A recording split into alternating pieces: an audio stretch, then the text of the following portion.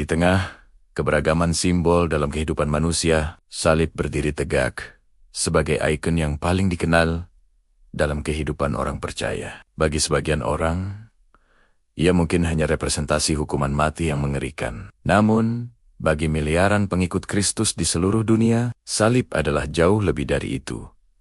Ia adalah kekuatan Allah yang menyelamatkan. Sayangnya, ada saja pihak-pihak yang mencoba memaknai salib sesuai dengan pola pikir mereka yang keliru. Mereka seringkali mencampuri keimanan Kristen. Bahkan, ada yang menuduh hal-hal aneh tentang salib. Ini sebenarnya menunjukkan kegelisahan mereka terhadap keyakinan yang mereka anut sendiri. Pernah juga kita jumpai orang yang mengaku mantan Kristen, tapi masih terus mengutak-atik ajaran Kristen, terutama tentang salib. Ini menunjukkan bahwa mereka belum bisa move on dan masih ada keraguan dalam hati mereka terhadap keyakinan barunya. Pertanyaan-pertanyaan sinis sering dilontarkan. Kenapa orang Kristen menyembah objek buatan manusia? Bukankah itu syirik? Mengapa salib begitu dominan di ruang publik? Apa ini upaya dakwah terselubung? Pertanyaan-pertanyaan ini lahir dari kacamata keyakinan lain dan menunjukkan keraguan mereka sendiri karena terlalu sibuk mengurusi iman orang lain. Dunia mungkin melihat salib sebagai simbol kelemahan dan kekalahan. Bagaimana mungkin alat penyiksaan menjadi sumber kekuatan? Inilah paradoks inti iman Kristen. Justru dalam kerendahan hati, kita menemukan kekuatan terbesar. Dan dalam pengorbanan, kita menemukan kemenangan. Secara historis, salib adalah alat eksekusi Romawi yang kejam.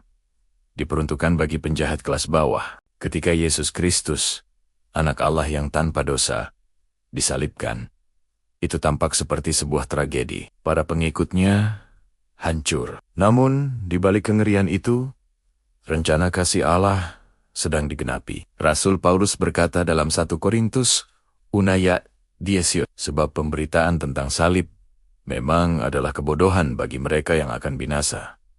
Tetapi, bagi kita yang diselamatkan, pemberitaan itu adalah kekuatan Allah. Pemberitaan tentang salib, atau dalam bahasa aslinya, disebut logos, adalah firman yang diyakini berasal dari Tuhan. Firman ini akan menghasilkan dua jenis tanggapan. Pertama, bagi mereka yang akan binasa, pemberitaan ini adalah kebodohan atau moria. Kata ini berarti kebodohan ekstrem, tidak masuk akal. Paulus menjelaskan bahwa orang yang akan binasa adalah mereka yang memiliki kebodohan rohani karena menolak hikmat Allah.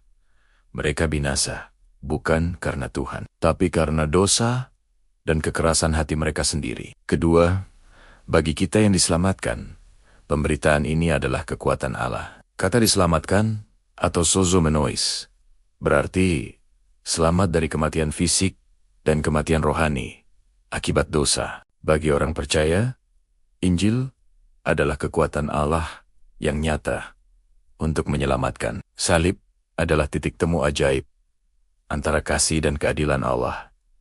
Dosa menciptakan jurang antara kita dan Allah.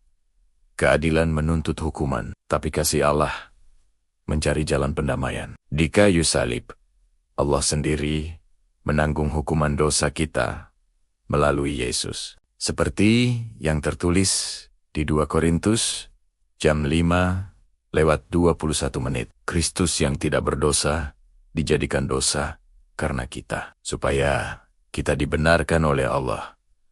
Inilah bukti terbesar kasih Allah.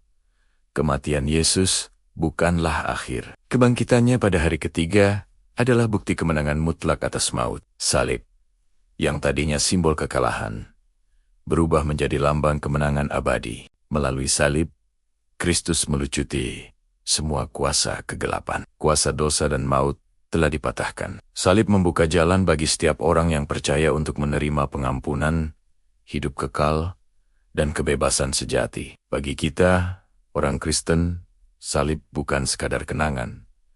Ia adalah sumber kekuatan nyata setiap hari. Saat kita memandang salib dengan iman, kita diingatkan akan kasih Allah yang tak bersyarat. Kita menerima pengampunan dan diperdamaikan dengannya. Roh Kudus membarui hati kita, menjadikan kita serupa dengan Kristus. Dalam penderitaan, kita tahu kita tidak sendiri.